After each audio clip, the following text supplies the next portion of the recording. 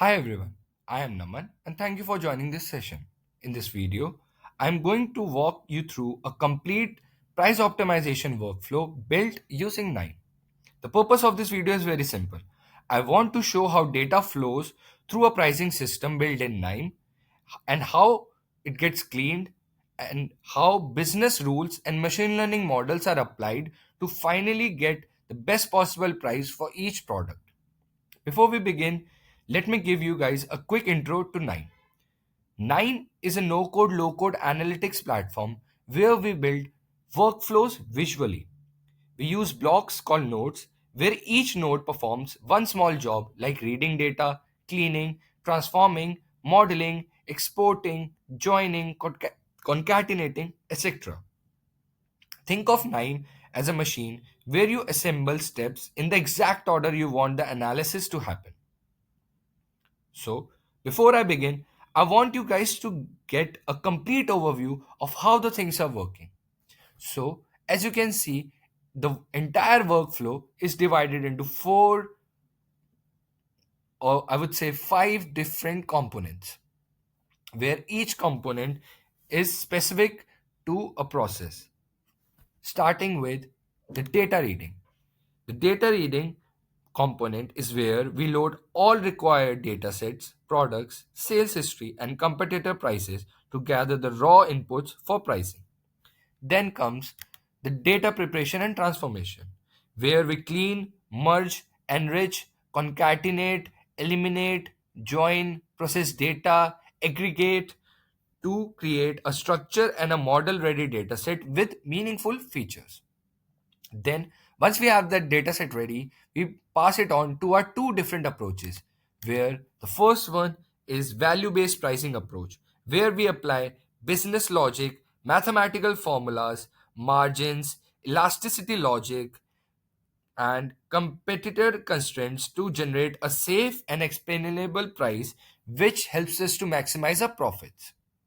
And in the price optimization regression modeling approach, we train a regression model to predict demand at different price points and choose the revenue maximizing price. And once we have both of these outputs, we put it into a visualizer to actually get a better understanding of our outcomes. So now let's begin each section one at a time, starting with data reading. As already explained, what it does, it inputs data. As you can see, there are four nodes present over here, which are Excel reader or CSV reader. And what they do, they read Excel files or CSV files. For example, this first node specifically reads a Excel file that contains everything about the product ID, the product price, the product weight, the product sale purchase, length, width, supplier, etc. Then, similarly, the next two CSV reader read files of ordering history or the financial reporting of year 2017-18, and similarly for year 18-19, which contains all the financial history of that particular year. And then comes the fourth file, which is a combination of all the competitor price offered for that particular article. For example, for article 1, these were the prices that were offered by different vendors, and similarly here you can see some might be similar, some might be less, and some might be more. So hence, this is what a first component is doing, reading all the data from different files. Once we have these ready, then I'll explain how the workflow starts.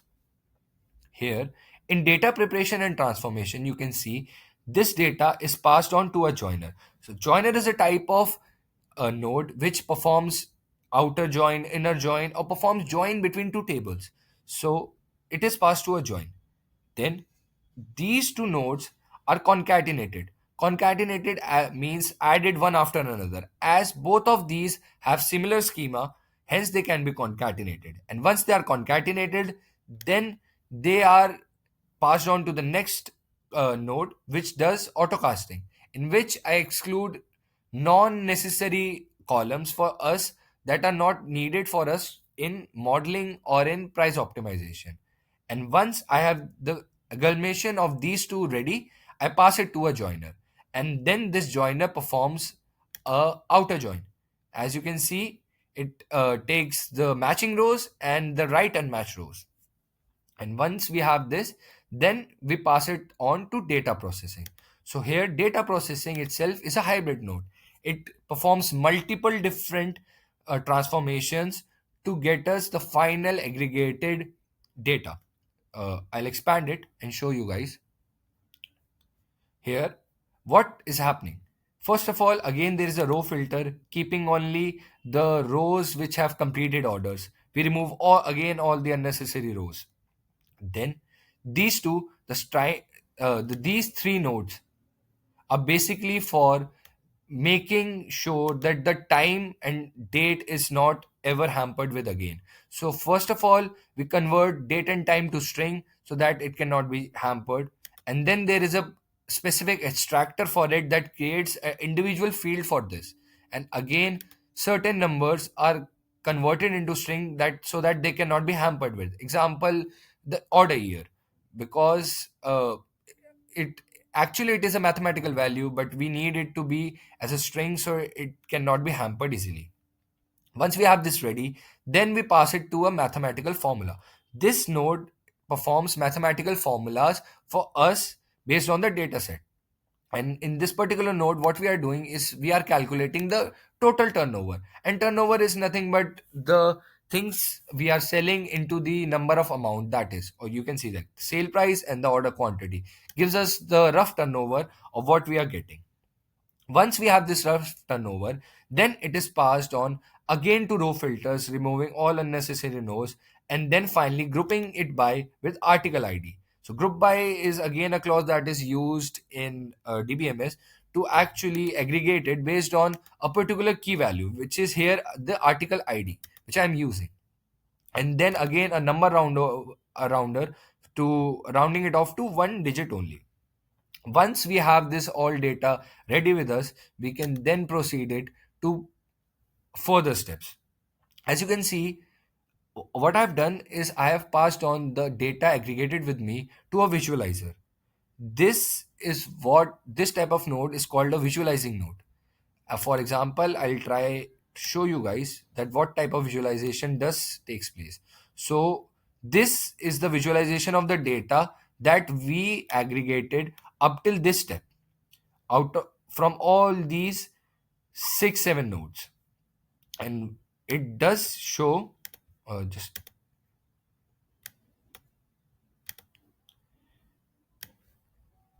okay.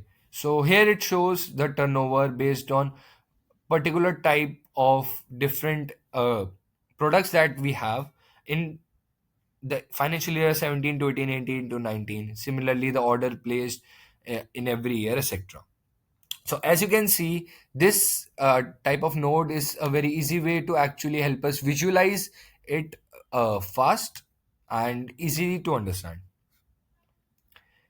Then once this is done, what we need is a competitor price also. Then once we are ready with this data set, we pass it on with this data set to a joiner, which again performs an outer join for us to get our final data set, for which we'll be using it to our two different approaches. Okay, so once we have this, now we can move on to our very first approach, that is value based pricing approach. Here, after joining, we get this data set passed on to two different computes. First of all, the first compute is for computing the percentage and assign specific scores to those percentage. So, for example, again, this is a hybrid module. I'll expand it and show you guys. So again, what pivot node does, it is again type of a group by. It again group by is the column based again on article ID. Then we apply a math formula for us to calculate the sales percentage. It is just a simple formula for us to basically get the order quantity in year 2019 divided by the order quantity in this minus 1 to give us actually a comparative percentage between the 2 years and their selling prices and order quantities. Once we have this, we pass it on to missing value, in which again there is missing value filled in it based on a rule engine. Again, a rule engine is a kind of a node which performs an if else statement or based on rules. So here you can see, if missing order is this, and if not missing, then give it a value plus one. If the missing order is this and the not missing order is this, then minus one. And similarly, all you can see, it gives us functions that are if and else, and, like, matches, or, XOR, and all these. So this is what that this kind of nodes help us to use. And then again we perform a column merger, which is nothing but it actually merges all the column that have been created up till now. And then again, once we have this missing value done, we pass it on to rule engine again, which this rule engine does one task, is just to assign score based on the percentage that we have calculated. So if the percentage is coming from zero point 0.4, then assign it a flag 2. If it is less than zero point 0.4 and between zero point 0.1, then 1. If it is between minus zero point 0.1 to minus zero point 0.4, it's minus 1. So we are doing is assigning it flags for us to differentiate or make different clusters out of it. And once we are done with this, then we are back again and pass it out to a joiner. So now this joiner contains the percentage and the assigned scores that we calculated. Now, again, this data was passed on to this workflow. In this workflow, what we do is we again calculate those percentage and scores, but on the basis of distance to the competitor. Here we use, let me show. So here we use a math formula for actually calculating the average price. Again, if I can show, but yeah, just adding those prices and calculating the average, and then based again on the rule engine, we compare it with the average competitor price. Again provided flags just to uh, make it separate or for us to categorize it. Then again, once it is done, we again assign scores, but this time the score assigned is based on the product value. Let me explain. Again, if you can see the product value, we have mentioned tags itself in the data set, which includes premium, non, low budget. So if it's premium, it's 2, none, it's 0, low budget, it's minus 2.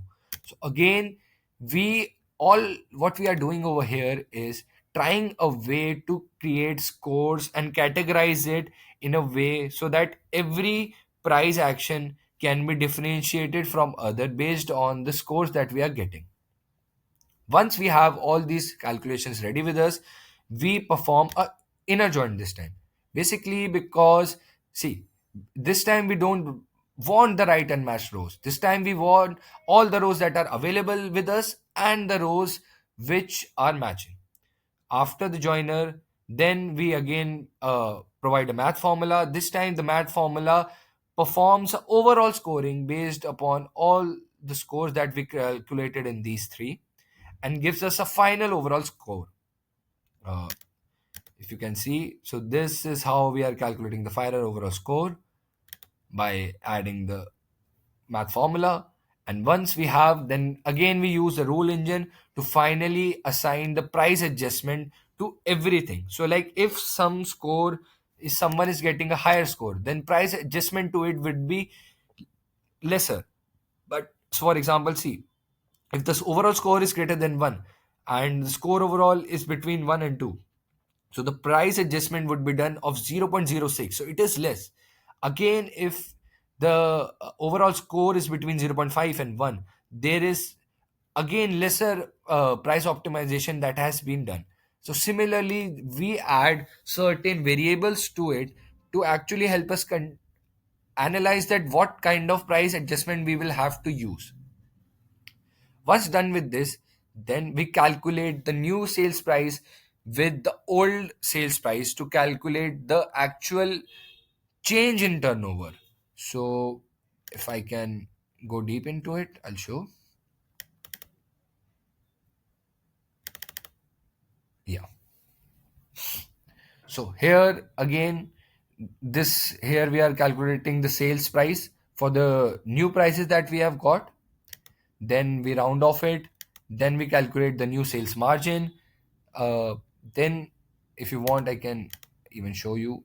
So again, this is how we are calculating the new sales prices that we are getting, then it is round off, then again margins are calculated by subtracting the sales price from the buying new prices, then there is a low splitter added to basically compute the sales price without the updated margins with the updated margins, and when they both are done we concatenate them to.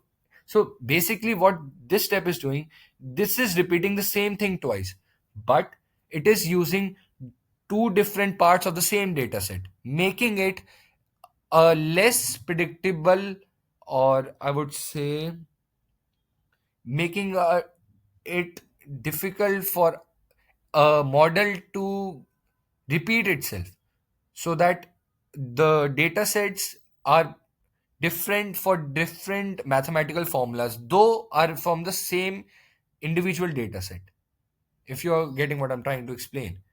Then once it is we have those selling price and then your updated margin, they are concatenated. Again there is a percentage calculated of the adjustment that were made, and the new turnover is then calculated for us to compare the old turnover and the new turnover. So once we have our old turnover and the new turnover with us, then we again group it by, and then finally add the final math formula that gives us the turnover development in percentage or the turnover change in percentage. So finally you can say that this approach is done, and here this particular node is just excel read writer, where it can create the excel files for every data that we have accumulated up till now, and then it is again passed on to the last phase as for a view. Now once this is complete, let me change it or turn to the next approach. Next approach is the regression modeling approach. So here again, we take the joint data, sort it out based on the year, and pass it on to optimization. Look, here first of all, I would like to explain you something that is a practice we use in machine learning. We try to calculate margin errors or prediction errors and before predicting the actual regression model. For example, let me explain. So this is the very first node of this approach. Here we are selecting features and minimizing prediction errors. So let me elaborate it. Here we select the features that we want and we provide a loop to every feature. For example, I'm considering just so now for example I'm considering uh, like fam article id or tax number or active. So these are individually features. Now based on every feature there is a selection loop started which follows the entire process up till here till the loop ends and then starts over again from here until for every particular feature the error is calculated. And how the error is being calculated, let me show you. So once the feature is selected, the feature is distributed between test and train. The train part goes to the regression learner, the test part goes to the predictor. Once the regression has learned, it passes the learn tokens to the predictor. Then based on the learns token and the test data that was provided to the predictor, it predicts the value, and then it is passed on the missing value that again fills the missing value, and then we perform numeric scoring. So this numeric scoring is what actually helps us predict the difference between uh, or the type of errors that are calculated for different type of data. For example, let me explain it further. As you can see, there are two values: absolute mean error, mean squared error, root mean square error, mean side differences. So these are all, I would say, ways for us to actually look at a glance and understand that what particular features are resulting in what type of errors, and what by taking what particular features we can minimize those errors and actually help us to get better predictions eventually. And once we are done with the scoring, these are passed on to column, then the loop ends, and then again until the loop ends and all features are detected, then there are finer filtration takes place based on the best features that we have calculated based on the minimum error margins. And once we have this filter list of best features, it is passed on further. And again now, so as you saw, we did nothing but did a process that we are going to repeat again. But for the first time when we did, we actually calculated features and their minimum prediction errors. And then after getting those prediction errors, we pass it to a joiner with the initial data set, which is again passed to a row splitter for dividing into test and train. Again, the data set is trained, but this time it is trained based on the errors that we have also provided, and hence giving us way, way, way better predictions. And then again passed to a numeric predictor. Here the numeric scores you will get are actually better than what we were getting earlier, but these are of no use as of now. But these is just a way for me to actually see that in the end these are actually helping us to get a better, I would say, scores eventually when we are using minimized prediction error. Okay.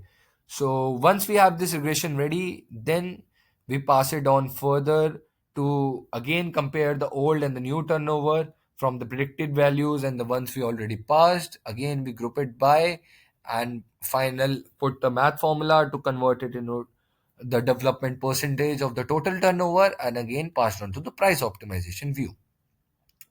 So as of now, I guess you guys might have a idea of how KNIME actually makes the workflow of working on a data set a very easy process and a very visual process. So once it's done, this is a final and the last stage, which is visual comparison of methods. And here I would say what we are finally getting. We're getting this. So this shows are two approaches. One is value based approach and the other one is regression modeling approach. So which in conclusion helps us to understand that eventually the regression model is way, way better. And I'll explain you how. First of all, you can see in value based what is happening. We are getting better values, a better turnover, optimized turnover in accessories, similar in this, similar in this, but in one of the maintenance part and repair, our optimized turnover falls down. This is because the way we are categorizing it is purely mathematical. It is not taking any consideration of previous data or historical data. Hence, the output data can be sometimes be not up to the mark or even can be lesser than what we were expecting. So, though here, and even here, there is a slight increase in the turnover, but eventually the overall decrease here results in final decrease in turnover. So this is the current turnover and this is the optimized turnover. Here you can see that it has almost fall down to about 100 euros, and which eventually does not help us to get what we were looking for. But here I'm using a regression modeling approach where even though you can see there is a very minute change, or I would say here there is a very minute change, and in rest all the graph there is no change.